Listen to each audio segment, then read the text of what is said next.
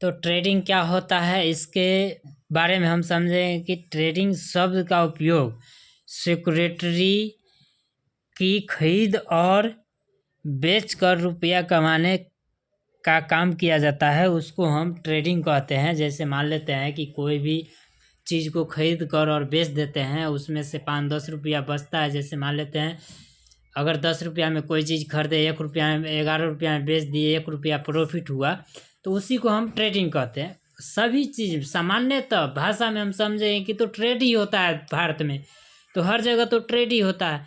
तो ट्रेडिंग और इन्वेस्टिंग ये क्या चीज़ है इसके बारे में हम समझेंगे। ट्रेडिंग का आशय सिक्योरिटी को खरीद कर बेचना है, जबकि निवेश इन्वेस्टिंग का आशय खरीदने का होल्डिंग की रणनीति से होता है।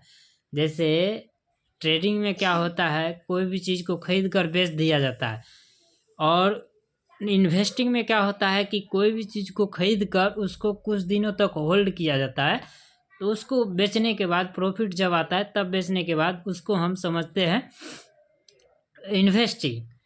तो हम समझेंगे कि कैंडल स्टिक में जो होता है इसमें क्या क्या चीज़ को इम्पोर्टेंट लोगों को रखना होता है। तो सबसे पहले हम सपोर्ट की ये समझेंगे कि सपोर्ट वह स्तर है जिस पर मांग सबसे अधिक मजबूती है, जिस पर स्टॉक को गिरने से रोकने के लिए डिमांड काफ़ी मजबूत होती है। जैसे सपोर्ट को कोई भी स्तर से गिरने से मतलब गिरने से अधिक डिमांड को मजबूत होना पड़ता है, तब जाके ये जो है से स्टॉक सपोर्ट लेता है। और रेजिस्टेंस क्या होता है कि प्रतिरोध, जैसे प्रतिरोध रेजिस्टेंस समर्थन सपोर्ट के विपरीत होता है। जैसे मूल्य की ऊंचाई की ओर बढ़ती है क्योंकि सप्लाई से अधिक डिमांड होती है। जैसे सप्लाई से अधिक डिमांड बढ़ने के कारण रेजिस्टेंस जो है मतलब रेजिस्टेंस की ओर भागने लगता है।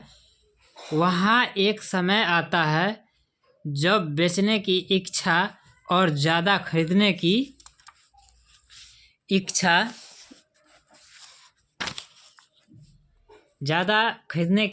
भारी पड़ सकता है। इसके पीछे कई कारण हो सकता है, जैसे कि व्यापारी ने तय किया हो कि मूल्य बहुत उच्च है या उसके लक्ष्य पूरे हो चुके हैं। इसका कहना यह है कि रेजिस्टेंस जो होता है व्यापारी को मतलब मूल्य जितना जरूरी चाहिए था, जैसे मान लेते उसको 25 रुपया का जरूरत था, उसको 25 रुपया मार्केट को लेके चला गया, तो उसको समझ में आ गया तो वो क्या करता है सेलिंग करने लगता है। उसके कारण जो है से मार्केट नीचे की ओर दबाने लगता है। उस जगह से जो है से रेजिस्टेंस के बाद मार्केट नीचे आए चाहे ऊपर जाए, ये दो ही काम कर सकता है। तो बेरिश जो है, बेरिश क्या होता है, बेरिश के मतलब हम समझेंगे।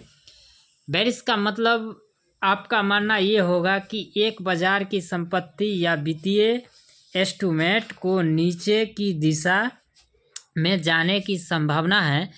बेरिश होना बुलिश के विपरीत होता है, जिसका मतलब होता है कि आपका मानना कि बाजार ऊपर की ओर जा सकता है।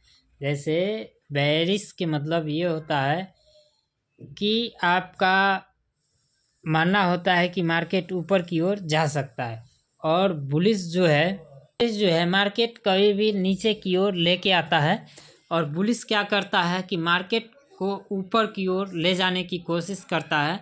तो इसी प्रकार से हम बुलिश को हम समझते हैं।